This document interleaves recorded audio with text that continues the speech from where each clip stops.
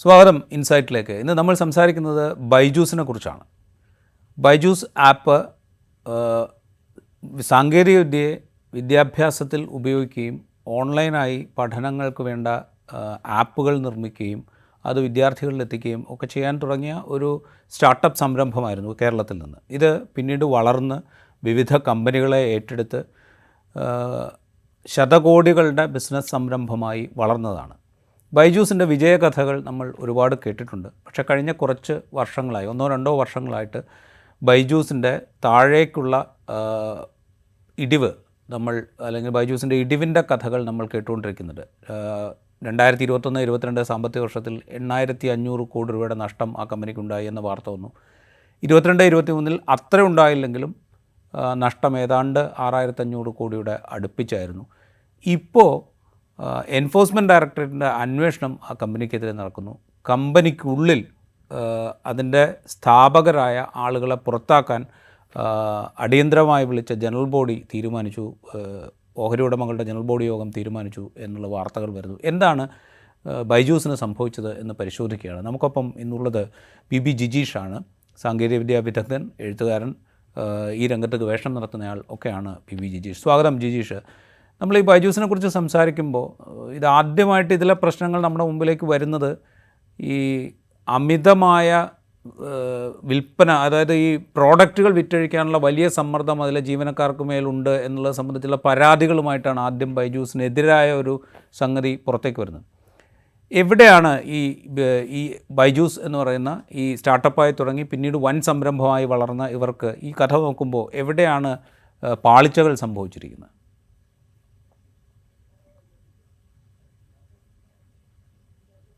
പാളിച്ചകൾ അത് ഏതെങ്കിലും ഒരു പ്രത്യേക മേഖലയിൽ മാത്രമല്ല, ഓരോ ഫീൽഡ് എടുത്ത് നോക്കുമ്പോഴും അവിടെയെല്ലാം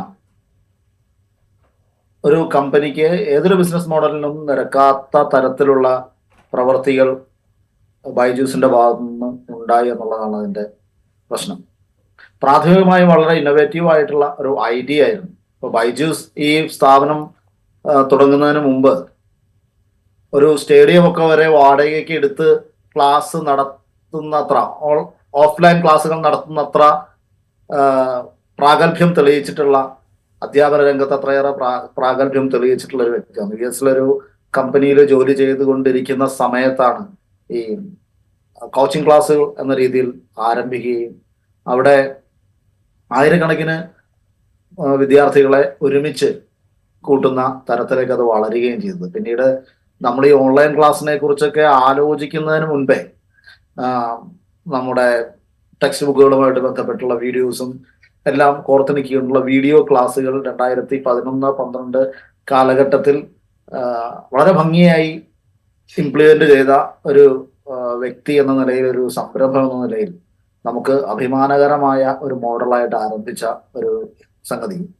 പക്ഷെ ഒരു ഘട്ടം കടന്നപ്പോൾ ഈ കോർപ്പറേറ്റ് ഗ്രീഡിന്റെ, നമ്മൾ ഇന്ന് അറിയുന്ന എല്ലാ തരത്തിലുമുള്ള ദുഷിച്ച പ്രവണതകളെയും സ്വാംശീകരിക്കുകയും കമ്പനിയുടെ മാർക്കറ്റിംഗ് മുതൽ അതിൻ്റെ അക്കൗണ്ടിങ് പ്രാക്ടീസസിൽ വരെ വെള്ളം കലർത്തുകയും ചെയ്യുന്ന ഒരു സാഹചര്യം ഉണ്ടായതിൻ്റെ പ്രതിഫലനമാണ്. ഇത് നമ്മൾ പറയുമ്പോഴേ, ഇപ്പോൾ ഈ കോവിഡ് കാലത്താണ് നമ്മൾ ഈ ഓൺലൈൻ പ്ലാറ്റ്ഫോമുകൾ വളരെ സജീവമായത്. അപ്പോഴാണ് നമ്മളിൽ കൂടുതൽ ആളുകൾ ഈ ഓൺലൈൻ പഠനത്തിൻ്റെ സാധ്യതകളെക്കുറിച്ച് പരിശോധിക്കുകയും അതിൽ എൻട്രി ചെയ്യുകയും ചെയ്തത്. പക്ഷേ അതിനേക്കാൾ വളരെ മുമ്പ് തന്നെ ഈ രംഗത്തേക്ക് വന്നു. ജിജീഷ് സൂചിപ്പിച്ചു, 2009 മുതൽ ഗവേഷണം തുടങ്ങുകയും 2011 ഇത് ആരംഭിക്കുകയും 2015 കമ്പനിയാവുകയും ഒക്കെ ചെയ്തിട്ടുണ്ട് ബൈജൂസ്. അതിൻ്റെ പ്രാഥമികമായി കണ്ട വീഡിയോസൊക്കെ കാണുകയാണെങ്കിൽ നമ്മൾ വളരെ പെട്ടെന്ന് എളുപ്പത്തിൽ ആളുകൾക്ക് മനസ്സിലാകുന്ന വിധത്തിൽ, കുട്ടികൾക്ക് മനസ്സിലാകുന്ന വിധത്തിൽ ഇത് രൂപകൽപ്പന ചെയ്യുന്നതിലൊക്കെ വളരെ സവിശേഷമായ കഴിവും അവർക്കുണ്ടായിരുന്നു. നമ്മൾ ഇതിൻ്റെ കോവിഡ് കാലത്ത് ഇതിൻ്റെ വലിയ വളർച്ച നമ്മൾ കാണുന്നുണ്ട്. ബൈജൂസിൻ്റെ തന്നെയും വലിയ വളർച്ച നമ്മൾ കാണുന്നുണ്ട്.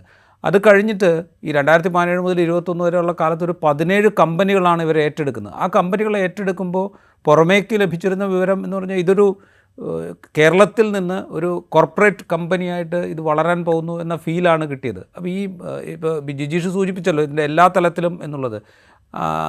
അത് ഏതൊക്കെ തലങ്ങളിൽ എന്നൊന്ന് വിശദീകരിക്കാം. ഒന്നാമത് ഒരു പരിധിയിൽ കൂടുതൽ ഗ്രോത്ത് ഏതൊരു സ്ഥാപനത്തിനും ഉണ്ടാകുമെന്ന് നമ്മൾ വിചാരിച്ചു എന്നുള്ളതാണ് അതിന്റെ ഏറ്റവും വലുത്. ഈ എഡ്യൂടെക് കമ്പനികൾക്കെല്ലാം ഈ കോവിഡ് കാലഘട്ടത്തിൽ അവർ മുന്നോട്ട് വെച്ച ഒരു മാർക്കറ്റിംഗ് സ്ട്രാറ്റജി, അതിനുശേഷം അവർ ഇംപ്ലിമെന്റ് ചെയ്ത ഒരു റോഡ് മാപ്പ് എന്ന് പറയുന്നത്, ഈ കോവിഡ് കാലഘട്ടം കഴിഞ്ഞ് തിരിച്ച് നമ്മളെല്ലാം ഒരു നോർമൽ ജീവിതത്തിലേക്ക് വരികയും കുട്ടികൾ ഓഫ്ലൈൻ ക്ലാസ്സുകളിലേക്ക് മടങ്ങി പോവുകയും ചെയ്യുമെന്നൊരു സാഹചര്യം മുന്നിൽ കാണാതെ തന്നെ ഒരു ഒരു ഒരു ഒരു ഗ്രോത്ത് ട്രാജക്ടറി ഉണ്ടാക്കുകയും അതിനനുസരിച്ച് ഇൻവെസ്റ്റേഴ്സിനെ ല്യൂർ ചെയ്യുകയും അതുപോലെ തന്നെ ലോണുകളും മറ്റും വഴി ഫിനാൻസ് നടത്തുകയും ചെയ്തു എന്ന് മാത്രമല്ല, ഇതിനൊക്കെ കൂടുതൽ കൂടുതൽ ഇൻവെസ്റ്റേഴ്സിനെ ആകർഷിക്കുന്നതിന് വേണ്ടിയിട്ട് വളരെ ഡ്യൂബിയസ് ആയിട്ടുള്ള അക്കൗണ്ടിങ് പ്രാക്ടീസസ് ഇവർ നടത്തിക്കൊണ്ടേയിരുന്നു. ഉദാഹരണത്തിന് ഈ ബൈജൂസിന്റെ ഒരു പാക്കേജ് ചിലപ്പോൾ ഒരു 3 വർഷത്തേക്ക് അല്ലെങ്കിൽ 4 വർഷത്തേക്ക് 2 വർഷത്തേക്ക് അങ്ങനെ പല പല പാക്കേജുകളുണ്ടല്ലോ. ഇപ്പോൾ ഒരു എക്സാമ്പിൾ എടുത്താൽ ഒരു 20,000 രൂപയാണ് ഒരു വർഷത്തേക്ക് എന്ന നിലയ്ക്ക് ഒരു 6 വർഷത്തെ പാക്കേജ് ഒരാൾ സബ്സ്ക്രൈബ് ചെയ്യുകയും 60,000 രൂപ ഇവർക്ക് കമ്പനിക്ക് വരികയും ചെയ്താൽ ആ 60,000 രൂപയുടെ ഒരു റവന്യൂ ആയിട്ട് 2020 ഇത് വാങ്ങിയതെങ്കിൽ 2020 തന്നെ ഈ 60,000 രൂപ റവന്യൂ കാണിച്ചാൽ പിന്നെ 2021 22 സബ്സ്ക്രിപ്ഷൻ ആണ് എന്നുള്ള കാര്യം മാറ്റിവെച്ചുകൊണ്ടാണ് 2020 60,000 റവന്യൂ വരുന്നത്. അപ്പൊ അത് 2021 22 എത്തുമ്പോൾ വീണ്ടും ഒരു റവന്യൂ ആ ഒരു സബ്സ്ക്രിപ്ഷനിൽ നിന്ന് ഉണ്ടാകുന്നില്ല. അപ്പൊ നമ്മൾ ഇൻവെസ്റ്റേഴ്സിനെ കാണിക്കുമ്പോൾ അതിന്റെ അക്കൗണ്ട്സ് പരിശോധിക്കുമ്പോൾ ഈ പറയുന്ന 60,000 രൂപ റവന്യൂ വരുന്നു എന്നുള്ളതിൽ 40,000 ഈ വർഷത്തെ റവന്യൂവേ അല്ല എന്നുള്ള ഒരു കാര്യമുണ്ട്. അത് മറച്ചു വെക്കപ്പെടുന്നു. അത്തരത്തിൽ റവന്യൂ വളരെ ഇൻഫ്ലേറ്റഡ് ആയിട്ട് കാണിക്കുകയും അങ്ങനെ ഇല്ലാത്ത വലിപ്പം തങ്ങൾക്കുണ്ട് എന്ന് തെറ്റിദ്ധരിപ്പിക്കുകയും ചെയ്യുന്ന ഒരു വളരെ ഡ്യൂബിയസ് ആയിട്ടുള്ള ഒരു അക്കൗണ്ടിങ് പ്രാക്ടീസ് ഇതിന്റെ പിന്നിലുണ്ടായിരുന്നു. അതുപോലെ മാർക്കറ്റിംഗിലും ആളുകളുടെ വിശ്വാസ്യത പിടിച്ചു പറ്റുന്നതിനപ്പുറത്തേക്ക് ആളുകളെ ഭീഷണിപ്പെടുത്തുകയും ബൈജൂസ് എന്ന ആപ്പിൽ രജിസ്റ്റർ ചെയ്തില്ലെങ്കിൽ നിങ്ങളുടെ കുട്ടികളുടെ ഭാവി തന്നെ ഇല്ലാതാകും എന്ന തരത്തിലേക്കുള്ള മാർക്കറ്റിംഗ് സ്ട്രാറ്റജി വന്നത് ഒരു തിരിച്ചടിയായിട്ടുണ്ട്. അത് ആളുകളെ ഈ പ്രൊഡക്റ്റിൽ നിന്ന് കൂടുതൽ പ്രൊഡക്റ്റിനെ കുറിച്ച് ആളുകളിൽ സംശയം ഉണ്ടാക്കുന്ന സാഹചര്യം സൃഷ്ടിച്ചു എന്ന് വേണമെങ്കിൽ പറയാം. മാത്രമല്ല ഇവരുടെ ഒരു ടാർഗറ്റ് അനുസരിച്ച് എത്തേണ്ട ഒരു ഗോളിലേക്ക് എത്തുന്നതിന് സാധാരണഗതിയിൽ ഇത്തരം ആപ്പുകൾ അഫോർഡ് ചെയ്യാൻ കഴിയുന്ന ഒരു പർട്ടിക്കുലർ ക്ലാസ് ഓഫ് കസ്റ്റമേഴ്സിനെ മാത്രം കഴിയാതെ വന്നു.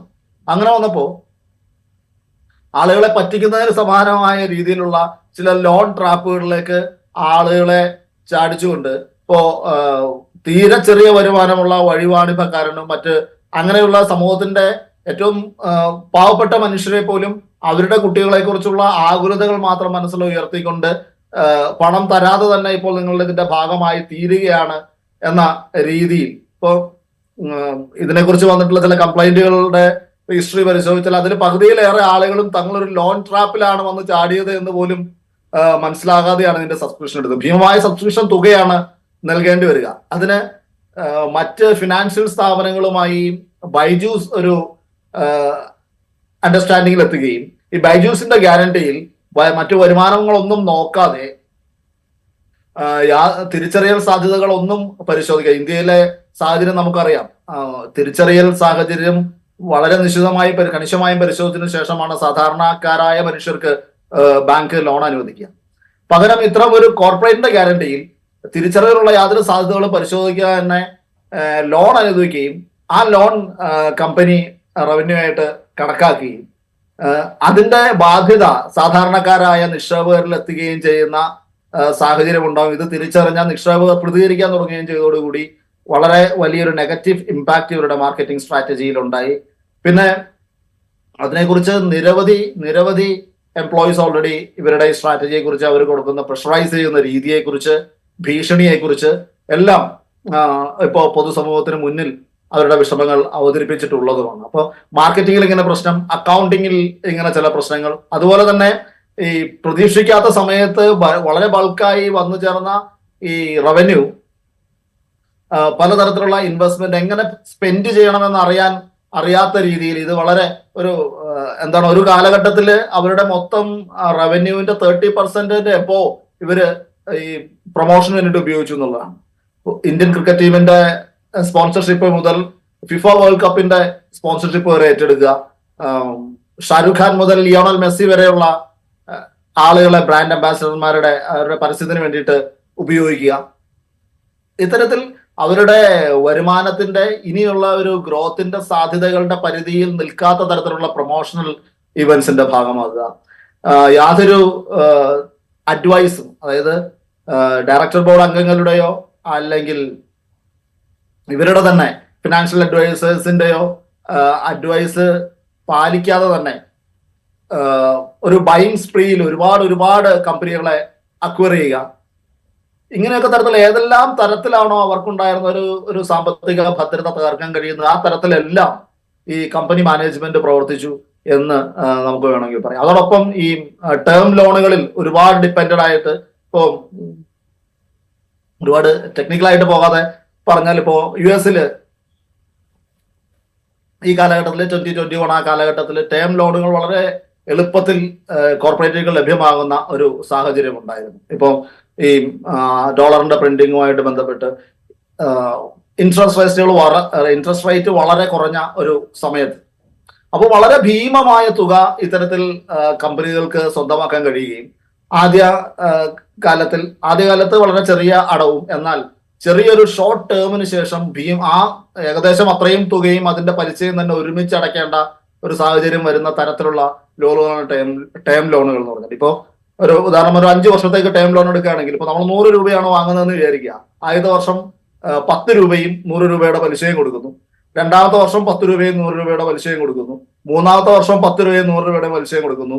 നാലാമത്തെ വർഷവും അങ്ങനെ ചെയ്യുന്നു. അഞ്ചാമത്തെ വർഷം ഈ പറയുന്ന 50 ഈ കൊടുത്ത തിരിച്ചടച്ച മുഴുവൻ ഈ 100 രൂപ ഒരുമിച്ചും അതിന്റെ പലിശ മുഴുവനായും തിരിച്ച് ഒറ്റയടിക്ക് അടയ്ക്കേണ്ടി വരുന്ന ഒരു സാഹചര്യം വരുന്നു. അത് ഈ 100 രൂപയുടെ സ്ഥാനത്ത് 100 കോടിയെന്നോ മറ്റോ വായിച്ചാൽ നമുക്ക് അതിന്റെ ഭീകരത മനസ്സിലാവും. അത്തരത്തിൽ എല്ലാ തരത്തിലുമുള്ള ഫിനാൻഷ്യൽ ട്രാപ്പുകളിലേക്ക് സ്വയം ചെന്ന് ചാടുകയും ചെയ്തതിന്റെ ഒരു ഫലം കൂടിയാണ് ഈ തകർച്ച എന്നാണ് എനിക്ക് തോന്നുന്നത്. ഇപ്പോൾ ജിജീഷ് സൂചിപ്പിച്ച് ഈ കമ്പനികളുടെ ഏറ്റെടുക്കൽ, അപ്പോൾ ഞാനൊരു ആർട്ടിക്കിൾ വായിച്ചപ്പോൾ അതിൽ ആപ്പിളാണ് ഏതാണ്ട് 100ഓളം കമ്പനികളെ ഒരു 10 വർഷം കൊണ്ട് ഏറ്റെടുത്തത്. ലോകവ്യാപകം നോക്കിയാൽ ആപ്പിളാണ് ഏറ്റവും കൂടുതൽ കമ്പനികളെ ഏറ്റെടുത്തിട്ടുള്ളതെന്ന് ആ റിപ്പോർട്ടിൽ പറയുന്നുണ്ട്. ഇന്ത്യയിൽ നോക്കിയാൽ ഈ സമീപകാലത്ത് ഇത്രയും ചെറിയ സമയം കൊണ്ട് 17 കമ്പനികളെ ഏറ്റെടുത്ത വേറൊരു കമ്പനിയെ കാണിക്കാനില്ല എന്നും ചൂണ്ടിക്കാണിക്കുന്നുണ്ട്. ഈ കമ്പനികളെ ഏറ്റെടുക്കുകയും അത് അവരുടെ പ്രൊഡക്റ്റ് ഉപയോഗിക്കുകയും ചെയ്യുമ്പോൾ നമ്മളുടെ ഈ സാമൂഹ്യ സാഹചര്യങ്ങളെ കൂടെ ഈ കമ്പനി മുന്നിൽ കാണേണ്ടതല്ല. കാരണം കേരളത്തിലുള്ള അത്ര ഇൻ്റർനെറ്റ് പെനിട്രേഷനോ അല്ലെങ്കിൽ ഓൺലൈൻ ഉപയോക്താക്കളുടെ എണ്ണമോ ഒരുപക്ഷെ കേരളത്തിന് പുറത്ത് എല്ലാ സംസ്ഥാനങ്ങളിലും ഉണ്ടായിക്കൊള്ളണമെന്നില്ല. അപ്പോൾ നമ്മുടെ പ്രോഡക്റ്റ് വിറ്റഴിക്കാനുള്ള മാർക്കറ്റിനെ കുറിച്ചുള്ളൊരു ധാരണയില്ലായ്മ കൂടെ, അല്ലെങ്കിൽ അത് ഓവർ എസ്റ്റിമേറ്റ് ചെയ്യുക എന്ന് പറയുന്നൊരു അബദ്ധം കൂടെ ഈ ബൈജൂസിൻ്റെ അധികൃതർ കാണിച്ചിട്ടുണ്ടോ? അവരൊരു യാഥാർത്ഥ്യബോധത്തോടെ പ്രവർത്തിച്ചില്ല എന്നുള്ളതാണ്. ഇപ്പോൾ കേരളത്തിലുണ്ടായ ഒരു ഗ്രോത്ത്, വളരെ ചെറിയ കാലഘട്ടം കൊണ്ടുണ്ടായ ഒരു ഗ്രോത്ത് കേരളത്തിന് പുറത്ത് ഉണ്ടാവില്ല എന്നുള്ളതൊരു യാഥാർത്ഥ്യം. അതിനപ്പുറത്തേക്ക് ഈ COVID-19 ഒരു കാലഘട്ടത്തിൽ ഉണ്ടായിരുന്ന, ഇപ്പോൾ കേരളത്തിനകത്താണെങ്കിൽ പോലും ഇപ്പോ കസ്റ്റമേഴ്സ് ഉള്ള പ്രദേശങ്ങളിലായി പോലും ഒരു പാൻഡമിക്കിന്റെ സമയത്ത് ഉണ്ടാകുന്ന ഒരു ഗ്രോത്ത് അതിനുശേഷം നിലച്ചു പോകുന്നു, ഈ കുട്ടികൾ തിരിച്ച് ഓഫ്ലൈൻ ക്ലാസ് റൂമുകളിലേക്ക് പോകും എന്നുമുള്ള ഒരു തിരിച്ചറിവ് ഇല്ലാതെ പോകുന്നത് വളരെ ഭീകരമായ ഒരു മിസ്റ്റേക്ക് ആയിട്ടാണ് എനിക്ക് തോന്നുന്നത്. ഇതിൻ്റെ ഒരു ഡെറ്റ് ട്രാപ്പ്, ഇപ്പോൾ അവർ നേരിട്ടുകൊണ്ടിരിക്കുന്ന ഒരു ഡെറ്റ് ട്രാപ്പ് എന്ന് പറയുന്നത് അത് അത്ര എളുപ്പത്തിൽ പരിഹരിക്കാവുന്ന ഒന്നല്ല. അതുപോലെ ഫെമ വയലേഷൻസിനെ കുറിച്ചുള്ള കേസുണ്ട്. ഫൗണ്ടർ CEO ആയിരിക്കുന്ന ബൈജു രവീന്ദ്രനെ വിശ്വസിക്കാൻ കഴിയില്ല എന്ന് നിക്ഷേപകർ പറയുന്നൊരു സാഹചര്യമുണ്ട്. ഞാൻ ചോദിക്കുന്നത്, കേരളത്തിൽ നിന്ന് ഉണ്ടായി വന്ന വളരെ ഇന്നൊവേറ്റീവായിട്ടുള്ളൊരു ഐഡിയയുമായി വന്ന ഒരു സ്റ്റാർട്ടപ്പ് അത് വളർന്ന് വലുതായി വരുമ്പോൾ ഇനി അങ്ങോട്ടൊരു മുന്നോട്ട് പോക്ക് സാധ്യമല്ല എന്നൊരു അവസ്ഥയിലേക്ക് എത്തി നിൽക്കുകയാണോ ഇപ്പോൾ ഈ ബൈജൂസ് എന്ന് പറയുന്ന, അതായത് ആ സ്ഥാപകർക്ക് കൊണ്ടു നടക്കാൻ പറ്റാത്തൊരവസ്ഥയിലേക്ക് എത്തി നിൽക്കുകയാണോ?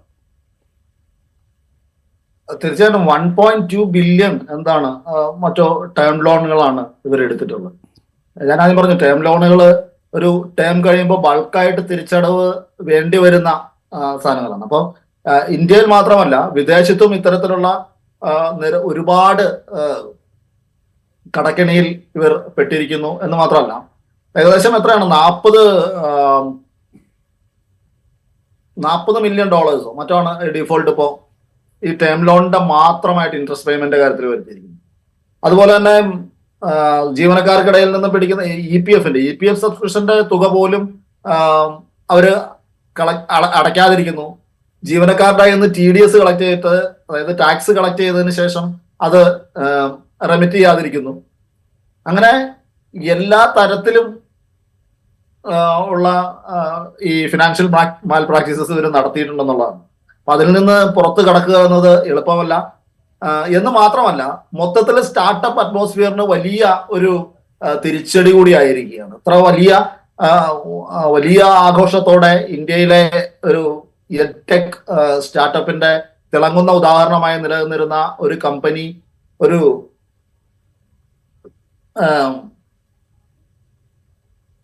വളരെ വളരെ വലിയ മിസ്മാനേജ്മെന്റുകളിലൂടെ വളരെ പെട്ടെന്ന് തകർന്നു പോകുന്ന ഒരു അവസ്ഥ ഉണ്ടാക്കുന്നത് മറ്റ് സ്റ്റാർട്ടപ്പ് മേഖലയ്ക്ക് ആകെ തന്നെ അവരുടെ വിശ്വാസ്യതയെ മാത്രമല്ല, അവർക്ക് ഫണ്ട് ലഭിക്കുന്നതിന്റെ കാര്യത്തിലുമെല്ലാം വലിയ പ്രശ്നങ്ങൾ ഉണ്ടാകും. പിന്നെ ഇവരുടെ ഈ ഫെമ വയലേഷനുമായിട്ട് ബന്ധപ്പെട്ടുള്ള കേസുകൾ വളരെ സീരിയസ് ആയിട്ടുള്ള കാര്യങ്ങളാണെന്നാണ് എനിക്ക് തോന്നുന്നത്.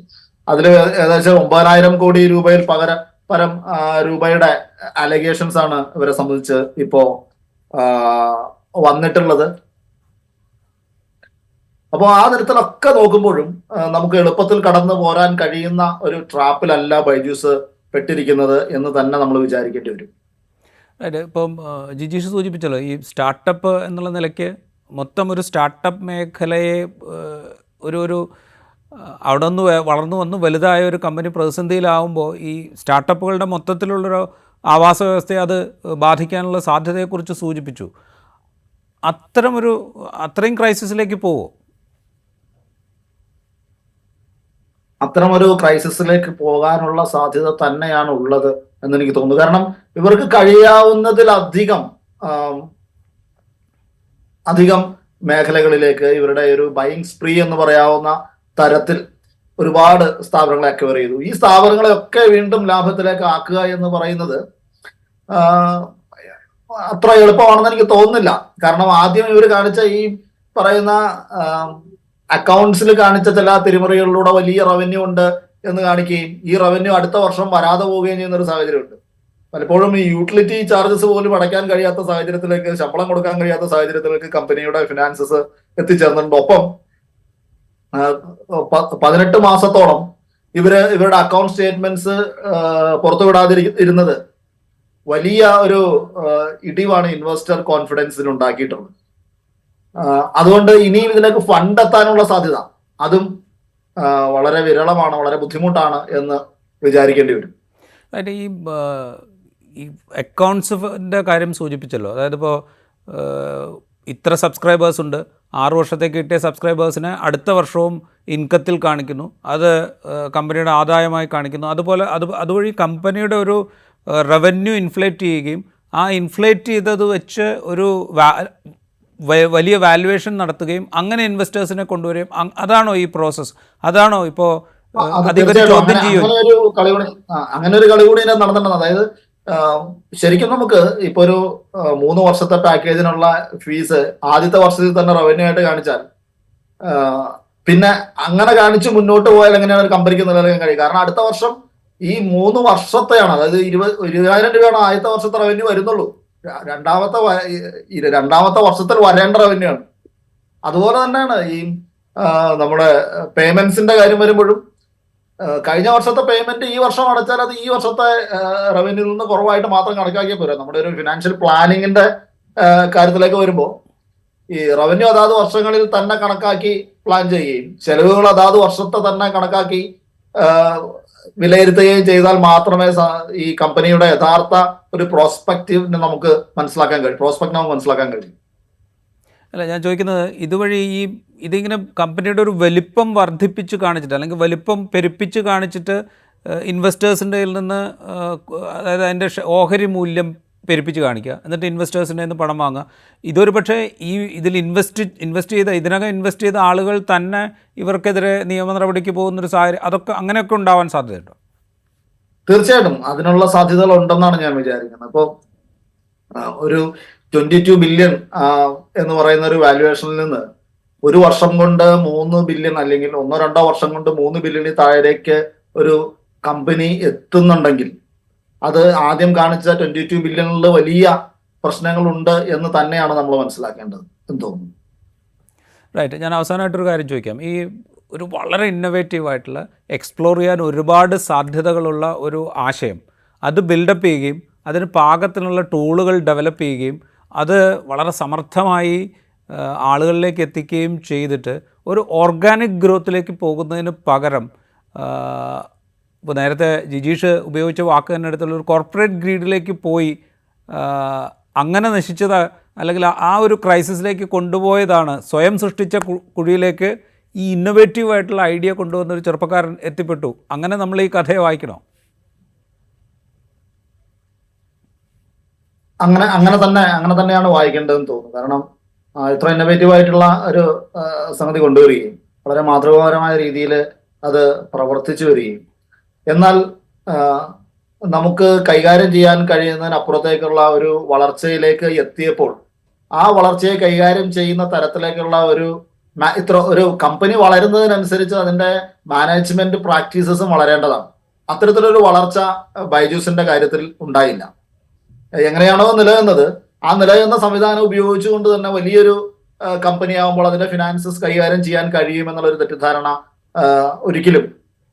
അത് വെച്ചുകൊണ്ട് ഒരിക്കലും കമ്പനിയെ മുന്നോട്ട് പോകും. അതാണ് ഇതിൻ്റെ അകത്ത് പ്രത്യേകിച്ച് ഫോറിൻ ഇൻവെസ്റ്റേഴ്സിന്റെ ഒക്കെ കോൺഫിഡൻസ് ഇതിൽ കുറയ്ക്കാനുണ്ടായ പ്രധാനപ്പെട്ട ഒരു കാരണം. അവർ മുന്നോട്ട് വയ്ക്കുന്ന പ്രധാനപ്പെട്ട ഒരു അലിഗേഷൻ എന്ന് പറയുന്നതും ഇതാണ്. ഈ ഒരു പുതിയ സാഹചര്യത്തിന് അനുഗുണമായ ഒരു മാനേജ്മെന്റ് സിസ്റ്റം അവിടെ കൊണ്ടുവന്നില്ല. ഡയറക്ടേഴ്സിന്റെ പോലും അഡ്വൈസസ് സ്വീകരിച്ചില്ല. ഓൾറെഡി ഉണ്ടായിരുന്ന ഫിനാൻഷ്യൽ അഡ്വൈസേഴ്സിന്റെ ഉപദേശങ്ങൾ പോലും സ്വീകരിക്കാതെ തോന്നിവാസത്തിന് നടപടികൾ സ്വീകരിക്കുന്നു. ഓഡിറ്റേഴ്സിന് മേൽ അമിതമായ പ്രഷർ വരുത്തുന്നു. ഓഡിറ്റേഴ്സ് കമ്പനി ഇട്ടിട്ട് പോകുന്നു. അങ്ങനെ ആ തരത്തിൽ നോക്കിയാൽ കമ്പനി വളരുന്നതിനൊപ്പം അതിനെ മാനേജ് ചെയ്യേണ്ട രീതിയും വളരേണ്ടതുണ്ട് എന്ന ബോധ്യത്തിന്റെ അടിസ്ഥാനത്തിൽ പ്രവർത്തിക്കാത്തത് കൊണ്ട് സംഭവിച്ച ഒരു പരിക്കാണ് എന്ന് എനിക്ക് തോന്നുന്നു. കാരണം ഇത്ര വലിയ മേഖലകളിലേക്ക് ഇപ്പോൾ ഒരു ടോട്ടൽ റവന്യൂവിന്റെ എത്ര ശതമാനം നമുക്ക് പരസ്യത്തിന് പ്രൊമോഷന് വേണ്ടി ഉപയോഗിക്കാം എന്നുള്ളതൊക്കെ ഓരോ മേഖലയ്ക്ക് അനുസരിച്ച് മാറ്റം ഉണ്ടായെങ്കിൽ പോലും അതിന്റെ ഒരു സിംഹഭാഗവും ഒരു പ്രൊമോഷന് വേണ്ടി മാത്രം ഉപയോഗിക്കുക. അത് world wide FIFA world cup പോലെയുള്ള ഇവന്റ്സിന്റെ സ്പോൺസർഷിപ്പിന് ഉപയോഗിക്കുക. അതിനനുസരിച്ച് മാർക്കറ്റ് ഗ്രോ ചെയ്യാനുള്ള ഒരു സാഹചര്യം ഉണ്ടോ എന്ന് മനസ്സിലാക്കാത്ത രീതിയിൽ ഉപയോഗിക്കുക എന്നുള്ളതാണ്. ഇതൊരു കോർപ്പറേറ്റ് ബിസിനസ് മോഡലായിരിക്കെ തന്നെ വിദ്യാഭ്യാസം എന്ന് പറയുന്നത് അത് സമൂഹവുമായി ബന്ധപ്പെട്ടതാണ്, സാമൂഹിക ബാധ്യത ഉള്ള ഒരു മേഖല കൂടിയാണ്.